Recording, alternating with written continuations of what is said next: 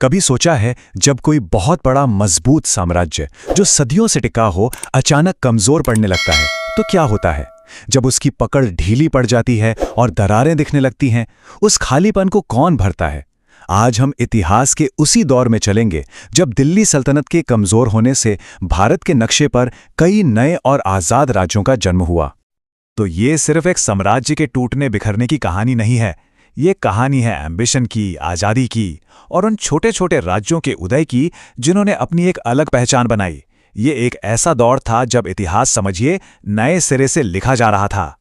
तो चलिए देखते हैं हमारा ये सफ़र कैसा रहेगा। हम शुरुआत करेंगे दिल्ली की कमज़ोर होती सल्तनत से, फिर हम पूरब में जौनपुर की शान देखेंगे, उत्तर में कश्मीर की सांस्कृतिक विरासत और पश्चिम में गुजरात की समृद्धि को जानेंगे, और आखिर में देखेंगे कि कैसे एक नई ताकत मुगल इस बिखरे हुए नक्शे को हमेशा के लिए बदल कर रख देती है। तो इस सब की शुरुआत कहाँ से हुई? शुरुआत हुई दिल्ली सल्तनत से, जब तुगलक वंश कमजोर पड़ने लगा। जैसे ही दिल्ली का सिंहासन डगमगाया, दूर दराज के इलाकों में बैठे गवर्नरों की आंखों में आजादी के सपने चमकने लगे। और जैसे ही सेंटर में पावर कमजोर हुई, बस यही मौका था। यहीं से इन नए राज्यों का उदय शुरू हुआ। हर सूबे में कोई न कोई अपनी किस्मत आजमाने और अपना ताज पहनने के लिए बिल्कुल तैयार बैठा था। और इसका एक सबसे बेहतरीन उदाहरण देखने को मिलता है पूरब में, जौनपुर में। यहां शर्की राजवंश ने एक ऐसी सल्तनत की नींव रखी जो आगे चलकर कला और संस्कृति का एक बहुत बड़ा केंद्र बनी। देखिए, इन्हीं दस्तावेजों से, इन्हीं सोर्सेस से हमें उस दौर की कहानी पता चलती है, जो हमें सीधे इतिहास के पन्नों में ले जाती है।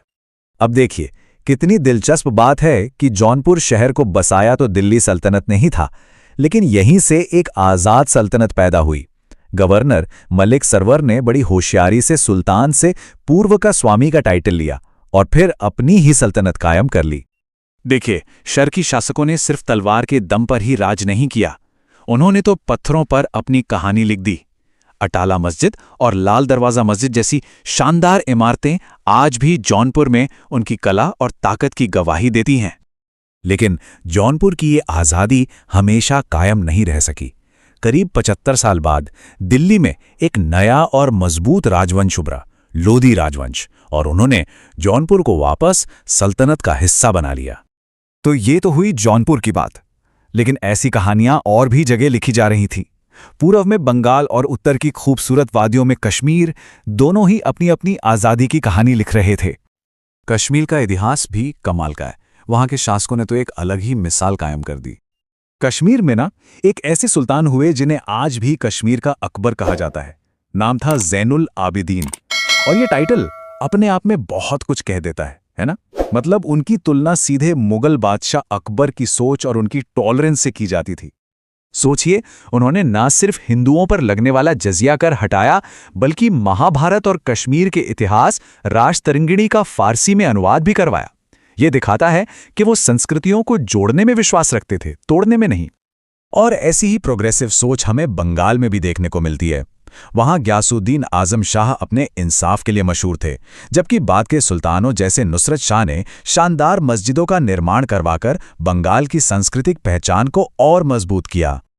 तो चलिए अब पूरब से निकलकर पश्चिम की तरफ चलते हैं, जहां समुद्र के किनारे गुजरात और उसके पड़ोसी मालवा की सल्तनतें व्यापार और आर्किटेक्चर के दम पर खूब फल फूल रही थीं। गुजरात और मालवा, इन दोनों ने अपनी एक अलग ही पहचान बनाई और उस पूरे क्षेत्र में ये बड़ी शक्तियों के रूप में उभरे। और जब भी गुजरात की बात आती है, एक सुल्तान का नाम जरूर लिया जाता है, महमूद पेगड़ा। वो सिर्फ एक विजेता नहीं थे, बल्कि एक निर्माता भी थे, जिन्होंने महमूदाबाद और मुस्तफाबाद जैसे पूरे के पूरे शहर बसा दिए। और ठीक पड़ोस में मालवा में होशंग शाह ने मांडू को अपनी राजधानी बनाया। आज भी मांडू के किले और हिंडोला महल जैसे अजूबे उस दौर की शानो शौकत की कहानी कहते हैं।